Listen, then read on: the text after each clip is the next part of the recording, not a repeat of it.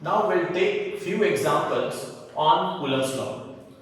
This is the first example I have taken. You just go through the question and copy it down. Then we'll solve it.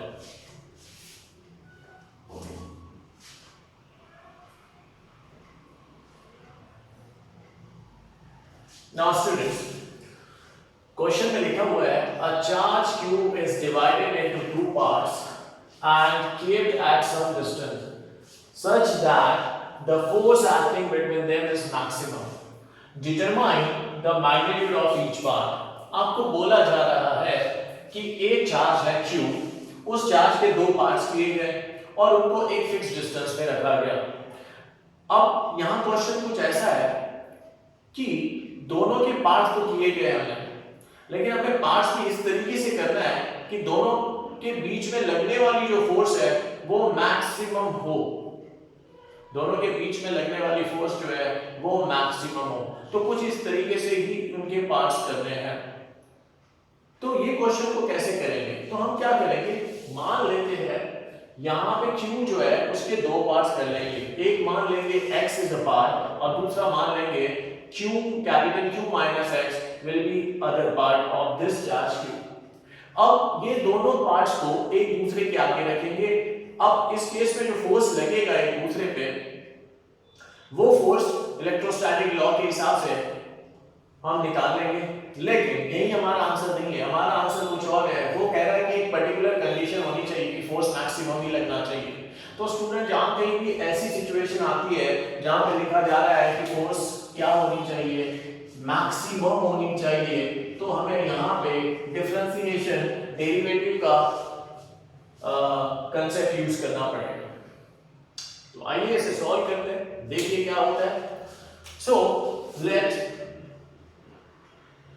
let us consider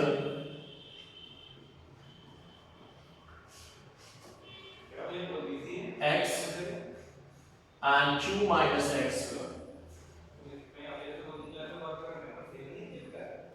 be the part of charge capital Q। तो हमने capital Q के दो parts कर लिए, एक part ले लिया है x और दूसरा पार्ट ले लिया है q माइनस x। अब हम इस दोनों को एक फिक्स डिस्टेंस पे रखते हैं।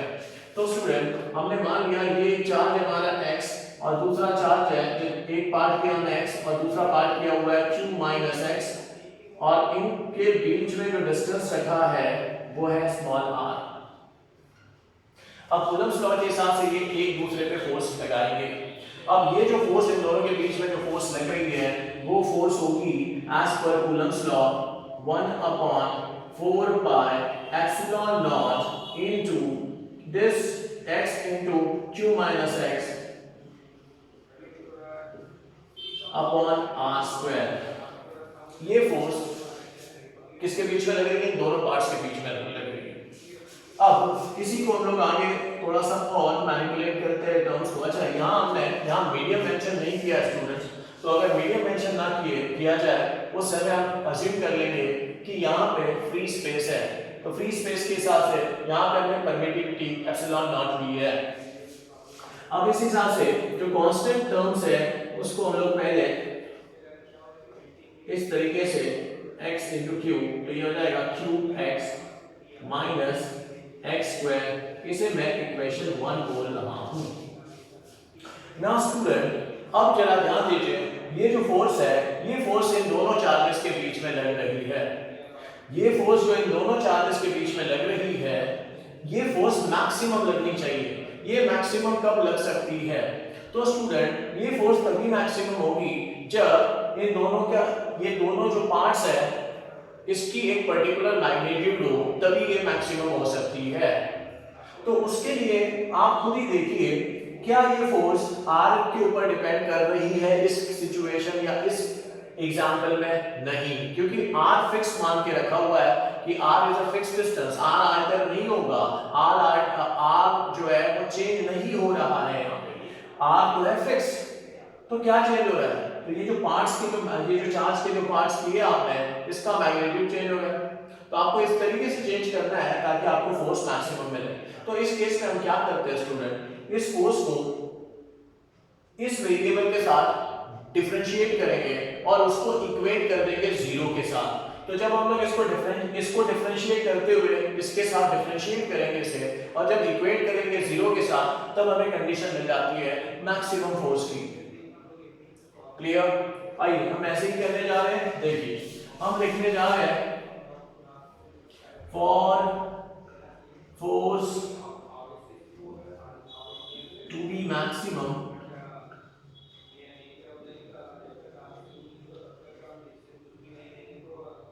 differentiate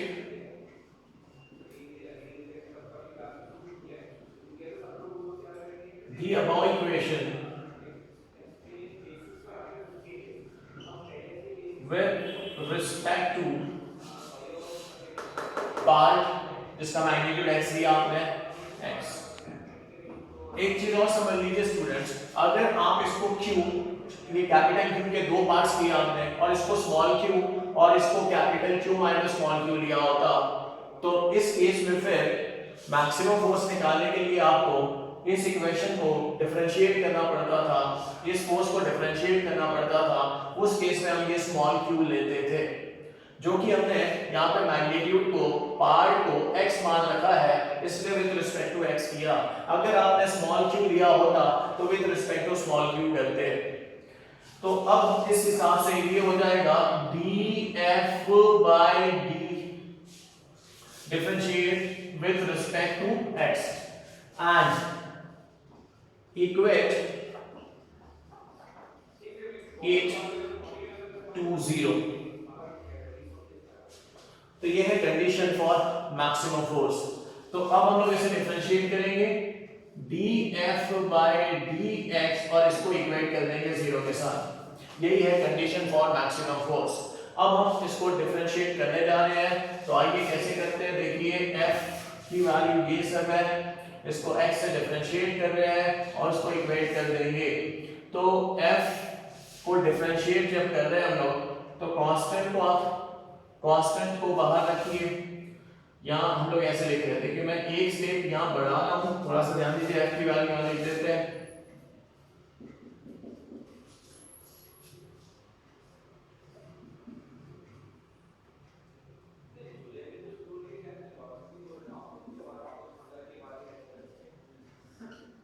equals to 0। कांस्टेंट को डेरिवेटिव के बाहर रखते हैं,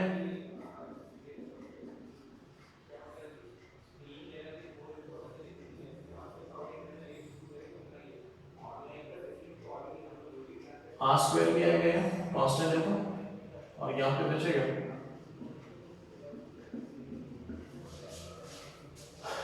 अब आपने डेरिवेटिव पढ़ा था, तो डेरिवेटिव ऑफ kx क्या होता था, k d by dx of, आपको याद होगा स्टूडेंट हमने पढ़ा था d by dx of kx, तो ये होता था k into dx by dx, मतलब कि एक और चीज पढ़ी थी d by dx of x raised to the power n, तो इसको लिखते थे आप n into x raised to the power n minus 1। ये डेरिवेटिव हमने लिखा हुआ था, पढ़ा हुआ था। तो अब देखते हैं इसको यहाँ अप्लाई कर देते हैं। अच्छा, तो ये हो जाएगा 1/4 pi epsilon naught r square, और ये हो जाएगा q into x, q constant है तो q into x, q आपका k हो गया, x q कांस्टेंट है, पता है ना, नेट चार्ज तो सेम ही रहेगा, कांस्टेंट ही रहेगा। तो यहाँ पे हम लिखते हैं qx is nothing but q minus 2 आगे आ जाएगा x raised to the power 2 minus 1, that means 2x, और इसको इक्वेट कर देते हैं 0 के साथ। ये पूरी टर्म इधर जाके 0 हो जाएगी, तो x q minus 2x equals to 0, therefore x equals to हो जाएगा q by 2। तो आपको x की वैल्यू मिल चुकी है, तो अदर पार्ट क्या होगा, और अदर पार्ट कितना होगा students, q minus q by 2 कितना हो जाएगा ये, तो ये भी हो जाएगा q by 2। तो इससे हमें समझ में आता है कि आपका जो पार्ट का मैग्नीट्यूड होना चाहिए, magnitude of the part, each part वो होना चाहिए q by 2, तब कहीं जाके मैक्सिमम फोर्स लगेगी। तो ये है इसका solution student. This is the solution for the question. I hope it is understood.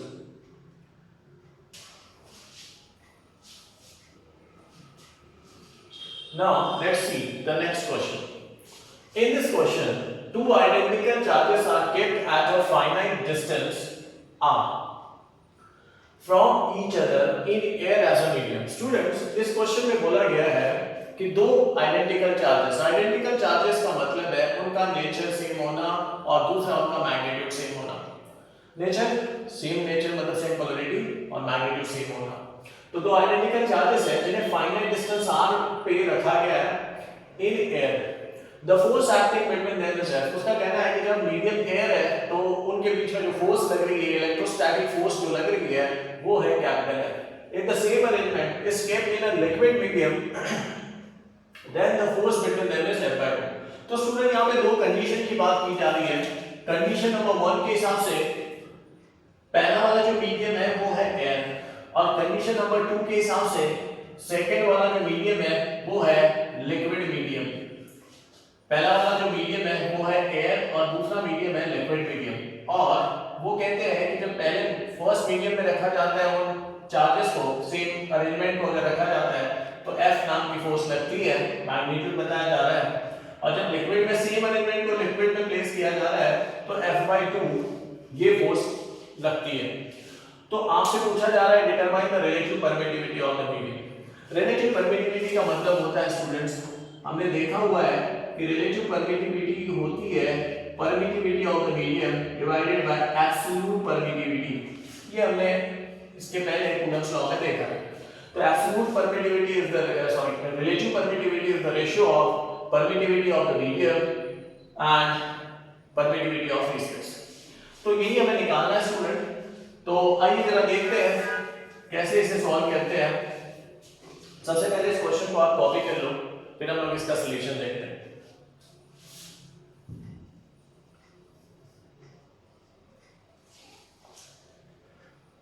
सो हम यहां शुरू कर रहे हैं इसका सॉल्यूशन. तो सबसे पहले हम लोग कंडीशन 1 की बात करेंगे. Condition first. तो फर्स्ट कंडीशन के हिसाब से मीडियम क्या दिया है, मीडियम आपने लिया है एयर. तो मान लेते हैं हमारे पास दो आइडेंटिकल चार्जेस हैं, पहला और दूसरा आइडेंटिकल एरिया से है.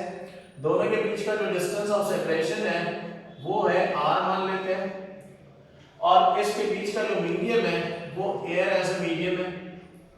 अब जब भी दो चार्ज एक दूसरे के आगे आते हैं तो एक दूसरे पे फोर्स लगाते हैं और उस फोर्स को हम लोग कहते हैं इलेक्ट्रोस्टैटिक फोर्स. तो एज पर कूलम्ब्स लॉ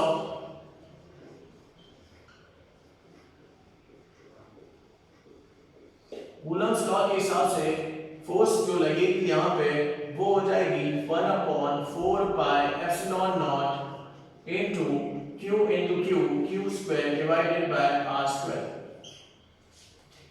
ये हो गया. अब उसने कहा कि ये जो फोर्स पहली कंडीशन के हिसाब से जो फोर्स लग रही है वो F मान रहे हैं, तो F is the magnitude of the force. चलिए इसको इक्वेशन 1 करते हैं. सेकंड कंडीशन के हिसाब से कंडीशन 2, कंडीशन सेकंड ले लेते हैं. और सेकंड कंडीशन के हिसाब से मीडियम हमने बदल दिया है, बाकी सारी अरेंजमेंट सेम है.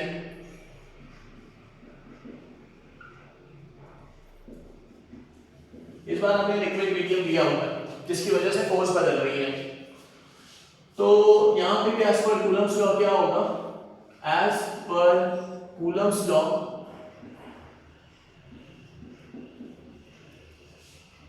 F डैश इस बार F डैश ले लेते हैं. F डैश इक्वल्स टू 1/4 पाई. इस बार एप्सिलॉन नॉट नहीं आएगा स्टूडेंट, बिकॉज इस बार मीडियम हमारा लिक्विड दिया गया है, तो इस केस में हम लोग एप्सिलॉन लिखेंगे. चार्जेस अभी भी वही है, आप एक छोटी सी डायग्राम यहाँ पे बना सकते हो. Same charges, same distance of separation, but the medium liquid. तो आप ऐसे बना सकते हो यहाँ पे. अच्छा क्या हो जाएगा, same charges q into q square and distance of separation is r square. ये हो गई, but f dash equals to f by 2, ये मैग्नीट्यूड उसने दे रखा है। जब लिक्विड मीडियम में आपने सेम अरेंजमेंट को रखा है तब जो फोर्स लग रही है वो f by 2 के बराबर लग रही है, ये गिवन है स्टूडेंट्स। तो अब हम लोग यहाँ सब्स्टिट्यूट कर देते हैं, therefore f by 2 equals to 1 upon 4 pi epsilon into q square upon r square. This is my equation. अब एक काम करते हैं, इक्वेशन 1 को इक्वेशन 2 से डिवाइड करते हैं। नाउ डिवाइड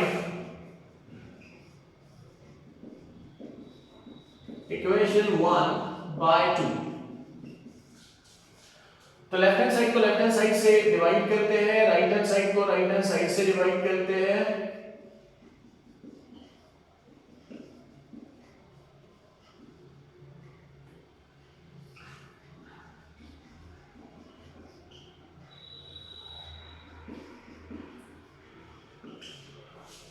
कुछ कैंसिल हो रहा है जी, बिल्कुल हो रहा है। देखिए क्या क्या हो रहा है, this this this this this and this.